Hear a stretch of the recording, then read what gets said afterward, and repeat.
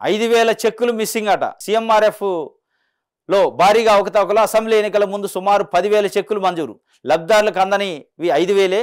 అందులోనూ కొన్ని అక్రమంగా డ్రా, మిగతావి ఎక్కడ ఉన్నాయనేది మిస్టరీ. వివరాల సేకరణలో అధికారులు. హరీష్ రావు ఆఫీసు ఉద్యోగి వ్యవహారంతో మరిన్ని అనుమానాలు అని. అసెంబ్లీ ఎన్నికలకు ముందు సుమారు 10,000 చెక్కులు మంజూరు అయినట్టు. అందులో 5,000 చెక్కులు మాయం చేసిండట. హరీష్ రావు పిఏ ఎవరైతే నరేష్ ఆయన పేరు ఉన్నాడు, ఆయనకు సంబంధించి ఈ అవకతవకలు చేసిన 5,000 చెక్కులు మిస్ చేసిండట. అంటే ఎవరైనా ఒక సామాన్యుడు హాస్పిటల్లో ఖర్చు చేసుకొని 1,00,000 2 లక్షలు ఖర్చు చేసుకొని ఆ బిల్స్ తీసుకొని పోతే రకరకాలుగా తిప్పుతారు. ఈ బిల్లుకి ఇది లేదు, ఇది లేదు, అది లేదు, ఇది లేదు, ఆధార్ కార్డు లేదు, రేషన్ కార్డు లేదు, లేకపోతే డిశ్చార్జ్ సమరీ లేదు, ఐపీ బిల్స్ లేవు, ఓపీ బిల్స్ లేవు, రిసీట్స్ లేవు, ఏదేదో కథలు చెప్పి మొత్తానికి వాళ్ళని తిప్పుతారు. మరి ఇదేంది, ఇదంతా ఎక్కడిది? ఈ 5,000 చెక్కులు అంటే 5,000 మందికి సంబంధించిన సీఎంఆర్ఎఫ్ని మొత్తం మిస్యూజ్ చేశారు. మొత్తం సొంతానికి వాడుకొని జేబులు వేసుకున్నారు. మరి దీన్ని ఏమంటారు? అదే ఒక సామాన్యుడు జెన్యున్గా నిజంగానే ట్రీట్మెంట్ చేసుకొని నిజంగానే అన్ని బిల్లులు ఉండి జెన్యున్గా ఉన్నోడిని కాళ్ళకి చెప్పులు అరిగేదాకా తిప్పుతారు. కాళ్ళ చెప్పులు అరిగేదాకా తిప్పి ఒకసారి పోతే రేషన్ కార్డు లేదంటాడు, ఇంకోసారి పోతే ఆధార్ కార్డు లేదంటాడు, ఇంకోసారి పోతే డిశ్చార్జ్ సమరీ లేదంటాడు, ఇంకోసారి పోతే ఇంకోటి ఏదో చెప్పి మొత్తానికి తిప్పుతూ ఉంటారు వాళ్ళని. ఒక 3-4 నెలలు తిప్పాక అప్పుడు తీసుకుంటారు. మరి ఈ 5,000 చెక్కులకు సంబంధించిన మాయం చేస్తే మరి ఎక్కడ నిద్రపోతుంది? ప్రభుత్వం ఏం చేసింది?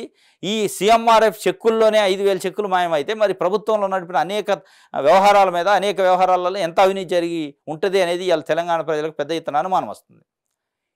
ఇది వాస్తవంగా చెక్కు రూపంలో వచ్చే డబ్బులు. ఆ చెక్కు మళ్ళీ వాళ్ళ అకౌంట్లో వేస్తేనే డ్రా అయింది. మరి 5,000 చెక్కులను 5,000 మందికి వేరే వేరే అకౌంట్లలో వేసి ఎట్లా డ్రా చేసిండు, అట్లా ఎంటర్టైన్ చేశారు. మరి ఆ సీఎంఆర్ఎఫ్ ఇచ్చే ఆఫీసర్లు ఎంటర్టైన్ చేశారు ఎట్లాంటి వ్యక్తుల్ని? ఎందుకంటే రాజ్యం వాళ్ళదే, ఆర్థిక మంత్రి పిఏ అంటే ఇక హవానా. ఎట్లా పడితే అట్లా అడ్డగోలుగా 5,000 చెక్కులు మింగేసిండట. అదే సామాన్యులకి వాడికి అసలు రావాల్సిన చెక్కును కూడా ఇయ్యరు, ఇబ్బందులకు గురి చేసి రకరకాలుగా ఉంటుంది. ఇట్లాంటి వ్యక్తుల్ని అరెస్ట్ చేశారంటే జైలు వేయాలి వాస్తవంగా. లోక్సభ ఎన్నికల్లో మా 3rd ప్లేసు. ప్రధాన పోటీ కాంగ్రెస్ బీజేపీ మధ్యనే. మోడీ రాహుల్ గాంధీ పైన జనం ఫోకస్. లోక్సభ ఎన్నికల్లో కాంగ్రెస్ బీజేపీ మధ్య పోటీ ఉంటుందని, బీఆర్ఎస్ 3వ స్థానానికి పరిమితం అవుతుందని ఆ party secretary general K Keshava Rao సంచలన కామెంట్ చేశారు. ఓ ఛానల్కి ఇచ్చిన ఇంటర్వ్యూలో మాట్లాడిన ఆయన కాళేశ్వరం డిజైన్లో కేసీఆర్ అనవసరంగా జోక్యం చేసుకున్నారని తెలిపారు. అధికారంలో ఉన్న పార్టీలోకి మారడం దేశమంతా జరుగుతున్న రొటీన్ ప్రాక్టీసేనని చెప్పిన కేకే గతంలో తమ పార్టీ అధికారంలో ఉన్నప్పుడు కూడా చాలామంది బీఆర్ఎస్లో చేరారని, ప్రభుత్వాన్ని కాపాడుకోవడానికి ఆ చర్యలు పాల్పడక తప్పలేదని వ్యాఖ్యానించారు. ఇది కె కేశవరావు, బీఆర్ఎస్ పార్టీకి సంబంధించిన సీనియర్ నాయకుడు. ఆయన నిన్న ఒక టీవీ ఛానల్కి ఇంటర్వ్యూ ఇస్తూ బీఆర్ఎస్ పార్టీ 3వ ప్లేస్కు పోద్ది, 2వ ప్లేస్ కూడా ఉండదు, కాంగ్రెస్ బీజేపీ మధ్యన ప్రధానంగా పోటీ ఉంటుంది. అదే కాళేశ్వరం డిజైన్ విషయంలో కేసీఆర్ జోక్యం చేసుకోకుండా ఉంటే బాగుండేది అంటే తప్పు చేసిండు అని ప్రత్యక్షంగా ఒప్పుకోండు. కేసీఆర్ కాళేశ్వరం డిజైన్ విషయంలో అంటించుకొని జోక్యం చేసుకొని పెద్ద తప్పు చేసిండు, దానివలన ఈ పరిస్థితి వచ్చింది, కాళేశ్వరం కానీ మేడిగడ్డ కుంగిపోవడానికి కారణం అని చెప్పి ఆయన స్పష్టంగా చెప్పిండు. అయోధ్య అక్షంతల అంశం సైతం ప్రభావం చూసే ఛాన్స్ అట. అయోధ్య నుంచి వచ్చిన అక్షంతలు కూడా ప్రభావం చూపితే, ఎందుకంటే ప్రతి ఇంటికి వచ్చినాయి అక్షంతలు. ఎందుకంటే అయోధ్యలో రామాలయము ప్రారంభోత్సవం సందర్భంలో దానికి ముందు ప్రతి పల్లెకి, ప్రతి మారుమూల గ్రామానికి అక్షంతలు పంపించారు. ఆ ఎఫెక్ట్ కూడా తప్పనిసరి ఎలక్షన్స్లో ఉంటుంది కూడా. అది కాళేశ్వరం డిజైన్లో అనవసరంగా కేసీఆర్ జోక్యం చేసుకుంటూ అధికారంలో ఉన్న పార్టీలోకి చేరికల రొటీనే. గత ప్రభుత్వంలో జరిగిన అవినీతిలో కేసీఆర్ ఫ్యామిలీ ఉండొచ్చు ఉన్నదంటాడు అన్నట్టు. కేసీఆర్ ఫ్యామిలీ ఉంటుంది అని చెప్పగానే చెప్తుండు. రాజకీయ నాయకులు మాట్లాడుతున్న భాష బీఆర్ఎస్ ఉనికిలోకి వచ్చాకే వింటున్నాం అని కూడా చెప్పిండు.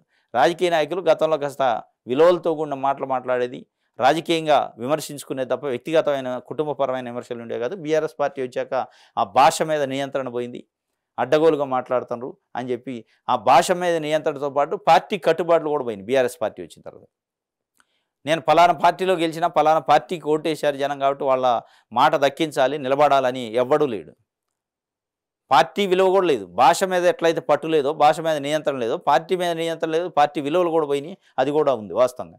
ఇది కె కేశవరావు చెప్తున్న పరిస్థితి. ఆంధ్రజ్యోతి చూద్దాం. ఫోన్ ట్యాపింగ్లో మరో డీసీపీ, గత ప్రభుత్వ పెద్దలకు సమీప బంధువు, నాన్ క్యాడర్ అయిన కీలక పోస్టింగ్లు. తాజాగా గుర్తించిన పంజాగుట్ట పోలీసులు ట్యాపింగ్లో 15 మంది ఎస్ఐబి అధికారుల పాత్ర, వారికి నేడో రేపో నోటీసులు. స్పెషల్ టీముల స్వకార్యాలు, కోట్లకు ఆర్జన, రికార్డింగ్ వినిపించి బెదిరింపులు, దాడులు, ఏపీలోను ఫోన్ ట్యాపింగు, మహబూబ్నగర్లో పోలీస్ స్టేషన్ల పక్కనే ట్యాపింగ్ కేంద్రం, బీఆర్ఎస్ అధినేత కేసీఆర్ గెలుపు కోసం కామారెడ్డిలో కూడా వార్ రూమ్. ఇది మళ్ళీ ఇది ఫోన్ ట్యాపింగ్లో డీసీపీ ఉండట, మళ్ళీ రికార్డింగ్లు వినిపించి బెదిరింపులు, దాడులు కూడా చేశారట. ఇది ఏమంటాడు కేటీఆర్, ఒకళ్ళు ఇద్దరు లంగలే దొంగలేయో రికార్డు చేసినా ఏమైంది దానికి? లంగలే దొంగలే చేశావు. పెద్ద పెద్ద ఇండస్ట్రియలిస్టులు, రియల్ ఎస్టేట్ వ్యాపారులు, జ్యువెలరీ షాప్ వాళ్ళని, వాళ్ళ రికార్డులని, వాళ్ళ వ్యక్తిగత జీవితాలకు సంబంధించిన విషయాలు విని వాళ్ళ బ్లాక్మెయిల్ చేసి వాళ్ళ దగ్గర కోట్ల రూపాయలు దాడులు చేసి గుంజుకుంటే అది దోపిడీ దొంగ కంటే పెద్ద తప్పు. దోపిడీ దొంగలు ఉంటారు, బందిపోట్ల లెక్క ప్రజల మీద పడి దోసుకొని తిని మళ్ళీ ఇవాళ అవి ఏముందో ఒకళ్ళు ఇద్దరు చేసినాం, లంగలేయో దొంగలేయో ఏమైద్ది దాంతోనే? అది పెద్ద స్కామా అంటే నీ దృష్టిలో స్కామ్ కాదు, చట్టం దృష్టిలో స్కాము. అంటే చట్టానికి ఎబో కాదు కదా, నువ్వు ఎబో ద లా కాదు కదా మీరు. చట్టం దృష్టిలో ఇది పెద్ద స్కామే. స్కామ్ కాకపోతే ఇది కొన్ని వందల కోట్లు వాళ్ళ ప్రైవేట్గా ఒక రికార్డులు విని ఆ రికార్డులు తీసిపోయి రికార్డు చేసిపోయి వాళ్ళకి వినిపించి, ఇగో నీ రికార్డు నా దగ్గర ఉంది బయట పెడతా, లేదంటే 100 కోట్లు ఇస్తావా 200 కోట్లు ఇస్తావా అంటే ఇది ఏంది స్కామ్ కాదా? ఇది మనీ లాండరింగ్ కాదా? ఇది దొంగతనం కాదా? ఇది దోపిడీతనం కాదా అనేది ఇలా తెలంగాణ ప్రజలు కేటీఆర్ని అడుగుతున్నారు. కేటీఆర్ అంత సింపుల్గా కొట్టిపారేసిండు. ఏముంది ట్యాపింగ్ పెద్ద సమస్య అని అంటే రేపో మాపో ఆయన మెడకు ఉచ్చు పడబోతుంది అనేది దాని అర్థం. దాన్ని చాలా తక్కువ చేసే కార్యక్రమం చేస్తుండు ఏముందన్నట్టు.